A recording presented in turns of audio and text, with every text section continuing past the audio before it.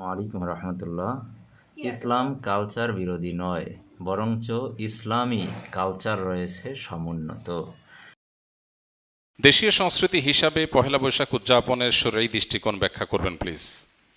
দেখুন, ইসলামে একজন মানুষকে বেঁচে থাকার জন্য আনন্দ, বিনোদন এবং সাংস্কৃতিক যে আয়োজন আছে সেগুলোকে ইসলাম মৌলিকভাবে নিষেধ করে না।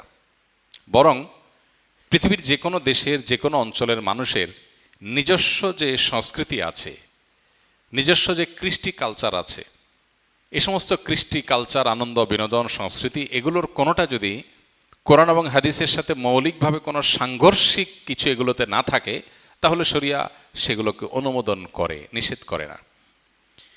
যেমন আমাদের নবী করিম সাল্লাল্লাহু আলাইহি সাল্লাম মক্কায় এবং মদিনায় তার এই উভয় জীবনে মক্কার এবং মদিনার মানুষদের আবহমান কাল থেকে চলে আসা অনেক কৃষ্টি কালচার আছে যেগুলোকে তিনি অস্বীকার করেননি, যেগুলোর সাথে কোরআন এবং হাদিসের কোনো সংঘর্ষ নেই।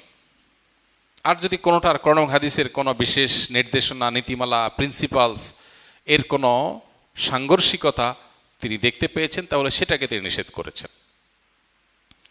আরবের মানুষের বহু কৃষ্টি কালচারকে নবী করিম সাল্লাল্লাহু আলাইহি সাল্লাম মৌন সম্মতির মাধ্যমে অনুমোদন করেছেন, কারণ সেগুলোর সাথে কোরআন হাদিসের কোনো সাংঘর্ষিকতা পাওয়া যায়নি। আমাদের দেশে এরকম অনেক কৃষ্টি কালচার গ্রাম বাংলায় ছিল, এখনও অনেকগুলো আছে। যেমন একটা অত্যন্ত পরিচিত উৎসব, একটা সংস্কৃতি আমাদের সমাজের গ্রাম বাংলার ছিল, সেটা হলো নবান্ন উৎসব। নব অন্ন, নতুন খাবার, নতুন ধান যখন উঠত তখন সেই নতুন ধানের চাল দিয়ে পায়েস রান্না করা, পিঠা রান্না করা, বিভিন্ন রকমের খাবারের ব্যবস্থা করা, ভাত রান্না করা, এটা একটা আনন্দের উপলক্ষ ছিল গ্রাম বাংলার মানুষের। ঘরে ঘরে ধান উঠেছে, সে উপলক্ষে রান্না বাড়া এবং খাবার দাবার ব্যবস্থা করা। এই নবান্ন উৎসব, এখানে এমন কিছু নাই যেটা আসলে শরিয়া নিষেধ করেছে। অতএব শরিয়া দৃষ্টিকোণ থেকে এটা নাজায়েজ কোনো বিষয় না, আমরা সেটা করতেই পারি। এরকম অনেক উৎসব আছে যে উৎসবগুলোকে শরিয়ার দৃষ্টিকোণ থেকে নিষিদ্ধ বলার কোনো সুযোগ নাই। পহেলা বৈশাখের কথা যদি আমরা বলি, তাহলে সেক্ষেত্রে আমরা দেখতে পাই পহেলা বৈশাখ এটা আসলে বাংলাদেশের বা বাঙালি জাতির আবহমানকাল থেকে চলে আসা কোনো কালচার কি না।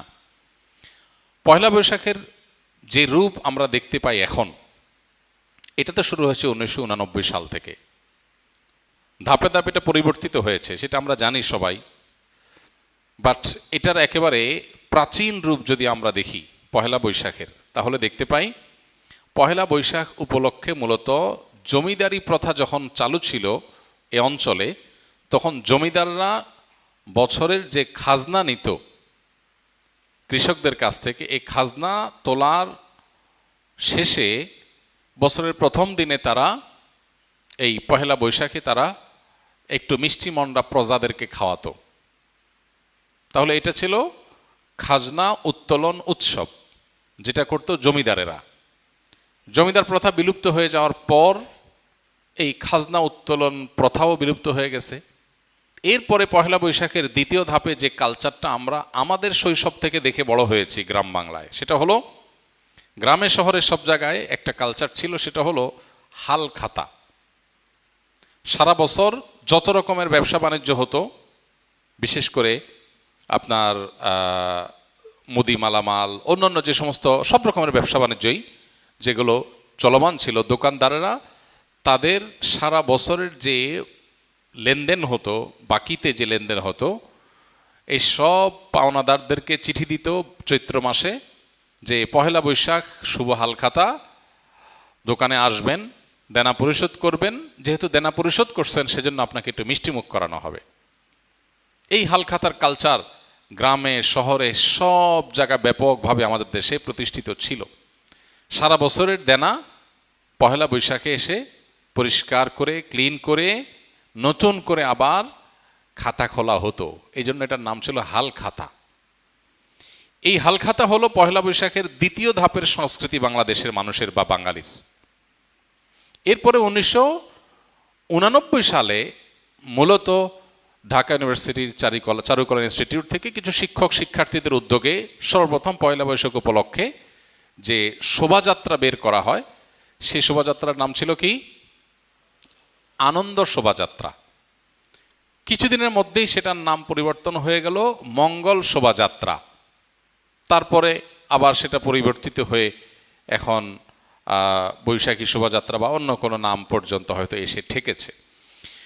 এই যে মঙ্গল শোভাযাত্রা, যেটি পহেলা বৈশাখ উপলক্ষে দীর্ঘ বেশ অনেক বছর যাবৎ খুব ঘটা করে প্রতিপালিত হয়েছে আমাদের সমাজে, এটা প্রথম কথা হলো বাংলাদেশের মানুষের বা বাঙালি জাতির আবহমান কাল থেকে চলে আসা কোনো কালচার না। কৃষ্টি বা কালচার কোনো কলেজ বিশ্ববিদ্যালয় থেকে পরিকল্পিতভাবে নোট লেখে একদম সাজিয়ে গুছিয়ে কোনো কৃষ্টি বা কালচার এভাবে শুরু হয় না। আমাদের বাংলাদেশের মানুষের যে আবহমান কাল থেকে যে চলে আসা কালচারগুলো একেবারে মানুষের ভেতর থেকে উঠে এসেছে, এই পহেলা বৈশাখ উপলক্ষে মঙ্গল শোভাযাত্রার নামে যা হচ্ছে অন্তত এটা কখনো সে আবহমানকাল থেকে চলে আসা বাংলাদেশের মানুষের মধ্য থেকে গড়ে ওঠা বেড়ে ওঠা কোনো কৃষ্টি বা কালচার না।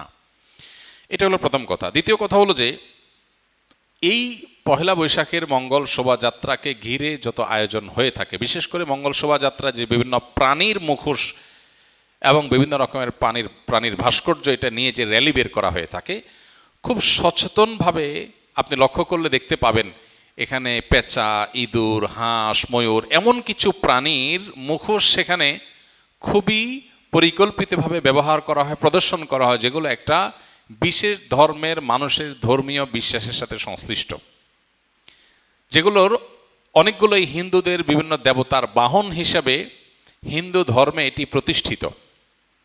এবং এই যে শোভাযাত্রা হয়ে থাকে, এই শোভাযাত্রার আয়োজক চারুকলা ইনস্টিটিউট সংশ্লিষ্ট শিক্ষক বৃন্দ, ব্যক্তিবর্গ বিভিন্ন সময়ে যে সমস্ত বক্তব্য পত্রপত্রিকা দিয়েছেন, আপনি এখনও গুগল করলে, অনলাইনে সার্চ করলে আপনি দেখতে পাবেন যে তারা স্পষ্ট করে বলেছেন মঙ্গল শোভাযাত্রাটা হলো মঙ্গলের উদ্দেশ্যে যাত্রা। মানে এই যাত্রা কেন হচ্ছে? যাতে করে মঙ্গল আসে। তো একজন ঈমানদার তিনি মঙ্গল আসার জন্য দোয়া করবেন আল্লাহর কাছে, আর চেষ্টা করবেন, পরিশ্রম করবেন। প্রতিদিন প্রতি ওয়াক্ত নামাজে আল্লাহ আমাদেরকে মুয়াজ্জিনের মাধ্যমে ডাক দিচ্ছেন, হাইয়া আলাস সালাহ হাইয়া আলাল ফালাহ, মঙ্গলের পথে আসো। প্রতিদিন 5 বার ডাকা হচ্ছে সালাতে আসার, আল্লাহর কাছ থেকে দোয়া করে প্রার্থনা করে মঙ্গল চাওয়ার নির্দেশ আমাদেরকে দেয়া হচ্ছে। সেখানে এই বিশেষ প্রাণীর মুখোশ এটা ধারণ করার, র্যালিতে নিয়ে বের করার মধ্য দিয়ে মঙ্গল আসতে পারে বা মঙ্গল এভাবে আহ্বান করে মঙ্গল আনা যেতে পারে, এরকম বিশ্বাস করা ঈমানের সাথে অসঙ্গতিপূর্ণ। ঠিক সে একইভাবে ঈমান এবং ইসলামের দৃষ্টিকোণ থেকে আমরা দেখি আল্লাহ রাব্বুল আলামিন পাপিষ্ঠদেরকে কিয়ামতের শাস্তি দিবেন জাহান্নামের আগুন দ্বারা। এটা শাস্তির মাধ্যম। অগ্নি স্নানে সূচি হোক ধরা, এই বিষয়গুলোকে সামনে রাখলে স্পষ্ট হয় যে এটা আসলে মুসলমানদের ওপর চাপিয়ে দেওয়া একটা সংস্কৃতি, যেটা মূলত অনেক ক্ষেত্রে হিন্দু ধর্মের মানুষদের সংস্কৃতি, সেটা মুসলমানদের উপরে চাপিয়ে দেওয়া হচ্ছে।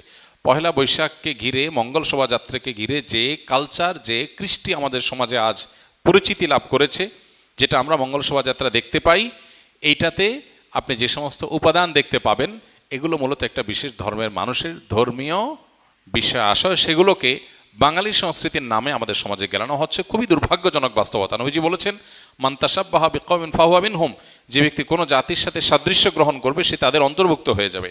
অতএব এরপরও যদি কোনো মানুষ, কোনো মুসলমান যদি বিভ্রান্তিতে থাকেন, তাহলে তাকে আল্লাহর উপর ন্যস্ত করা ছাড়া আর কিচ্ছু করার নেই। আমাদের দায়িত্বশীল ব্যক্তিগণের প্রতি আমাদের উদাত্ত আহ্বান থাকবে, তারা অবশ্যই আমাদের দেশের সংস্কৃতিকে ধারণ করবেন, সেটার প্রচার করবেন।